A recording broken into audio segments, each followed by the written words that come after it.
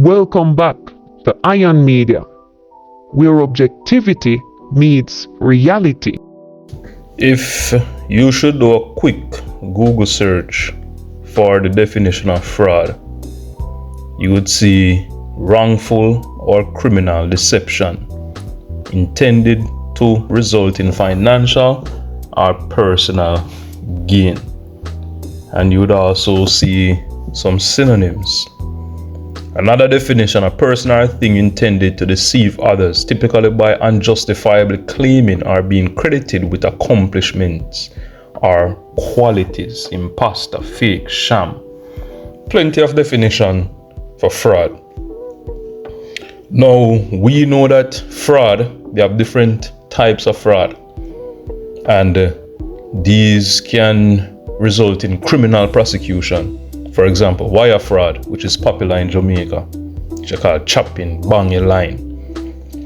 And you can get charged and prosecuted, serve plenty of time, years, which means that fraud in and of itself has a penalty to it. And like I said before, there are different types of fraud. So that brings me to my point. Jamaica leads the world in paternity fraud, aka jacket. In other words, man thinks he gets woman pregnant, child come of age, they do a paternity test, the child is not his, woman walk scotch free. I have never seen a case, and if there is, I stand corrected. I have never seen a case where a woman is prosecuted for paternal fraud. I'm yet to see it. I've never seen it. If it's there, I stand corrected. Show me.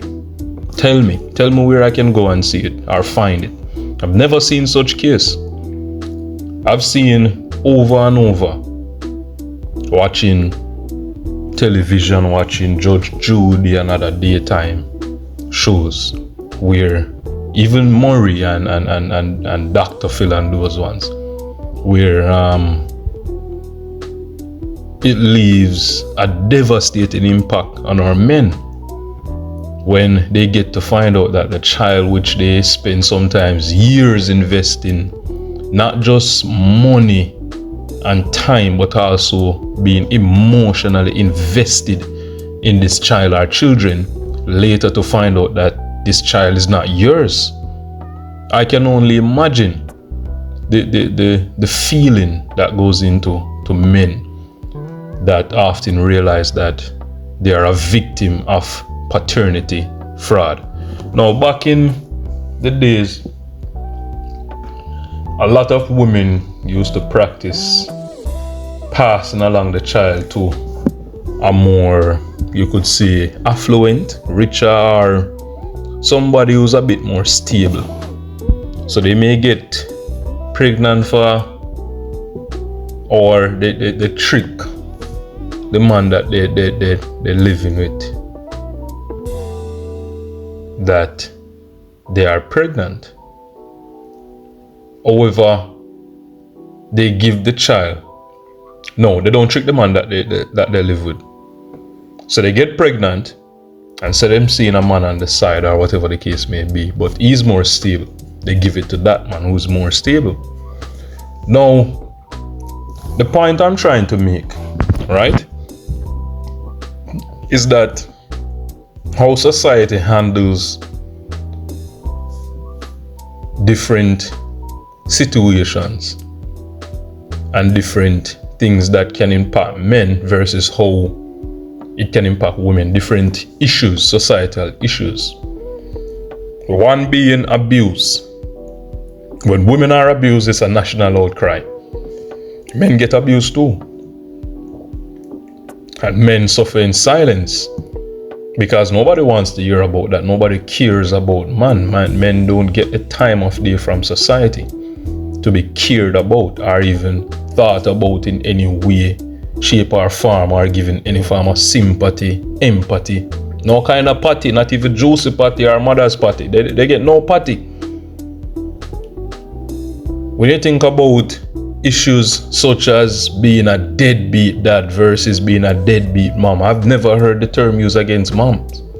And I know mothers and I know women personally who are deadbeat mothers. And the topic just never came up. Never. Nobody speaks about it. Nobody talks about it. It is not something in society that gets the highlight. Even if you think about it, even songs and musical influence. I can tell you 10 mama songs off the top of my head, from Sizzla to Christopher Martin, you name it. Vybz Kartel. I cannot tell you 2 songs off the top of my head praising fathers. And there are strong fathers in the society that raise strong family, but they do not get the highlight. Society is just wired a particular way when it comes on to certain issues, when it comes on to your emotions. It is just wired to accept that, you know what, women can get emotional, women can feel a certain way, women can hurt. But when it comes on to men, is a totally different story. When you think about it, the suicide rate of men versus women is quite higher, but nobody talks about that. When you think about violent crimes and killings and shootings, it's mainly men. Because you could have, for instance, in 1 week, 14 men being killed in a week, as opposed to, say, 4 women being killed in a week. What do you think will make the headlines? You tell me.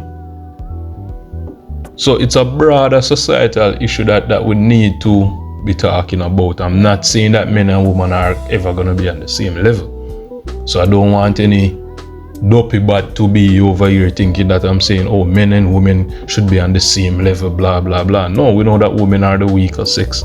We know that, yes, you have to protect and care for your women a bit more. And I agree with that. I still believe in gender roles to a certain extent. But we have to talk about these issues. We have to highlight these issues that also affect men. And my question again is, what is the consequence for paternal fraud?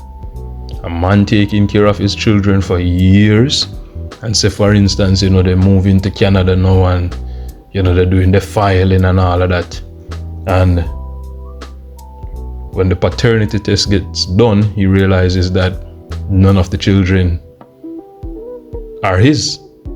What's the consequence there for the woman? There's none. There's literally none. The man has to suffer on his own. Meanwhile, the woman just move on. Gone to a different man, gone with their life, and they can start fresh and all of that.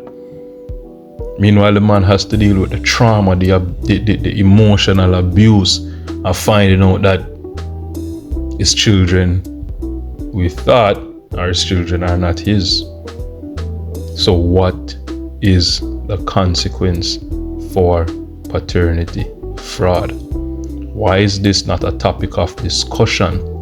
I remember the other day when this place, I believe in Kingston, that does paternity tests. And I remember the discussion was about making paternity tests mandatory at birth. And if I could recall, I remember a few people in the society were saying, well, it may lead to more violence against women and blah, blah, blah. No, a man need to know. It's better him know at the beginning than get to find out, say, 16 years down the line, 20 years down the line. It's better to know there and then, so that man not only save himself the financial investment, the investment of his time, but also emotionally saving that emotional investment into a child that is not his. So what is the consequence for paternity fraud? There should be a consequence. The same way there's a consequence And you have men serving time now who fail to pay their child support. And they're in prison now serving time. It's a crime to not pay your child support. So why is it not a crime for paternity fraud? It's fraud. If I bang the line right now and get catch, them send me to North Carolina in a cold prison. If a woman trick 2 women with 3 pitney, say I feel there's no consequence. Why is that? Isn't that fraud? Isn't that collecting money under false pretense? Isn't that abusing a man? So why is it when it's the men there's a consequence, but when it's the woman there's no consequence for that? Why is that so? So these are some conversations that, you know, I think are important that we need to have. And I do support mandatory paternity tests at birth. I do support it unless both parents decide that, you know what, we don't want it, or we waive that right to have a paternity test at birth. But I think that once a child comes into the face of the earth, that child needs to know their father. I believe so. I strongly believe so. So that child can have a bond with their paternal father. So that's just my take on it. Let me know your thoughts down into the comment section. Again, it's Iron Media. Thank you very much.